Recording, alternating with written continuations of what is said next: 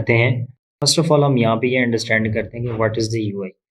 UI means user interface. User interface is a graphical layout of an application. User interface आपका एक graphical view होता है आपकी application का, जिसमें आपके डिफरेंट कंट्रोल्स होते हैं, buttons, text boxes, text paragraphs, images, sliders and anything जो आपको रिक्वायर्ड हो। एक एप्लीकेशन में आप एक स्पेसिफिक पोर्शन आपके वेब पेज का फिक्स कर देते हैं, जो कि आपका होल एप्लीकेशन में सेम रहता है, और बाकी पार्ट्स जो आप नॉन फिक्स करते हैं वो डायनामिकली आपको चेंज होता नजर आता है। लाइक जो मोस्टली पार्ट्स जो मोस्टली पार्ट्स फिक्स होते हैं वो हेडर होता है। हेडर में नेविगेशन बार होती है, left navigation bar, right side की नेविगेशन बार, फुटर सेक्शन। ये आपकी रिक्वायरमेंट के अकॉर्डिंग होता है कि आपने कौन कौन सी पोर्शन को फिक्स करना है इन होल एप्लीकेशन और स्पेसिफिक सम पेजेस।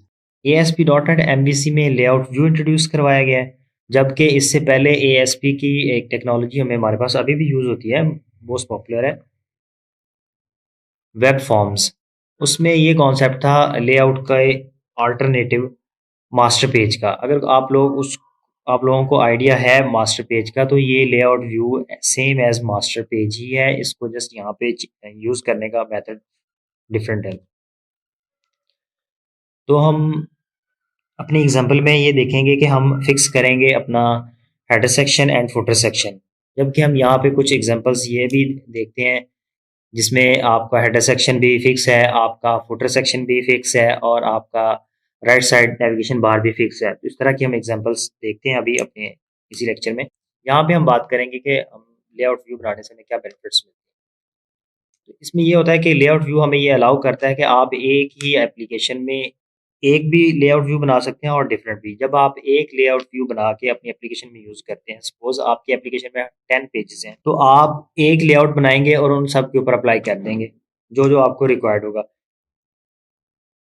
जबकि अगर आपके 10 पेजेस हैं और आपको सेम लेआउट उनका रखना है, तो आपको सबके लिए डिफरेंट कोड करना पड़ेगा, जिसके लिए आपका टाइम भी ज़्यादा लगेगा और आपकी डेवलपमेंट में भी स्लो होगी। अगर आपने उसको अपडेट करना है तो उसमें भी आपको प्रॉब्लम होगी। तो इसका बेस्ट सॉल्यूशन ये है कि आप एक लेआउट बनाएं जिसको अपनी होल वेबसाइट के पेजेस के ऊपर अप्लाई कर दें, इनहेरिट कर दें, तो जिससे आपकी डेवलपमेंट स्पीड भी फास्ट होगी, आपकी मेंटेनेंस में भी आपको जो है इजी रहेगा। आपने कहीं कुछ एक पार्ट जो अपडेट करना है, तो वहाँ पे आप जस्ट अपने व्यू में चेंज करेंगे तो आपकी होल एप्लीकेशन में वो आपको चेंजेस नज़र आएंगी। तो यूआई जो हम यहाँ पे करते हैं प्रैक्टिकल, उसमें जैसे कि मैंने आपको पहले बताया कि जस्ट हेडर और फुटर को हम फिक्स करेंगे अपनी एप्लीकेशन। यहाँ पे हमारे पास एक एप्लीकेशन है जिसमें ये देखें कि इसका ये हेडर सेक्शन में इसकी नेविगेशन बार इसकी फिक्स है, और अगर हम इसके बॉटम में देखें तो इसका ये फुटर यहाँ पे फिक्स है, जो कि फिक्स ही होगा आपकी होल एप्लीकेशन में। अगर हम किसी भी कंट्रोल या किसी भी पेज या फंक्शन पे जाएंगे तो ये हमें चेंज होता नजर आएगा, बट ये दो चीज़ें आपका हेडर और फुटर फिक्स ही होंगे। सपोज मैं यहाँ पे क्लिक करता हूँ तो हमें ये दो चीज़ें फिक्स ही होंगी, हमारा हेडर और फुटर। ये देखें हम नेक्स्ट पेज पे आ गए हैं, तो यहाँ पे ये देखें कि इसका हेडर सेक्शन में जो इसकी नेविगेशन बार है ये वहीं की वहीं है, इसमें कोई चेंज नहीं है। अगर हम बिटवीन देखें इसका सेंटर पार्ट में, तो ये सारा डाटा चेंज हो गया, और हम एट द एंड अगर आके देखें तो इसका फुटर सेक्शन भी सेम है। इस तरह इन्होंने एक लेआउट बनाया हुआ है जो कि अपनी होल एप्लीकेशन के ऊपर अप्लाई किया हुआ है, जिसका हेडर और फुटर सेम ही रहेंगे और सेंटर चेंज होता रहेगा। ये एक मैंने टेम्पलेट रखा है आपके लिए एडमिन एल टी का। इसमें अगर हम देखें कि इसका ये हेडर सेक्शन जिसमें इसकी नेविगेशन बार है, और इसकी राइट साइड पे ये इसका नेविगेशन बार फिक्स है। अगर हम यहाँ से किसी भी कंट्रोल के ऊपर जाएं, किसी भी पेज के ऊपर जाएं, तो आप ये देख रहे हैं कि सेंटर पार्ट ही चेंज हो रहा है। इसका हेडर, इसका राइट साइड ये फिक्स है। किसी और पेज के ऊपर जाके देखते हैं, यहाँ पे अगर हम जाते हैं तो ये देखें इसका हेडर पार्ट फिक्स है, इसका हेडर पार्ट फिक्स है और इसका राइट साइड फिक्स है। अगर हम इसका देखें बॉटम में, तो बॉटम में इसके फुटर की सेटिंग नहीं है, वो हमारे ऊपर है, हम उसको सेट कर सकते हैं।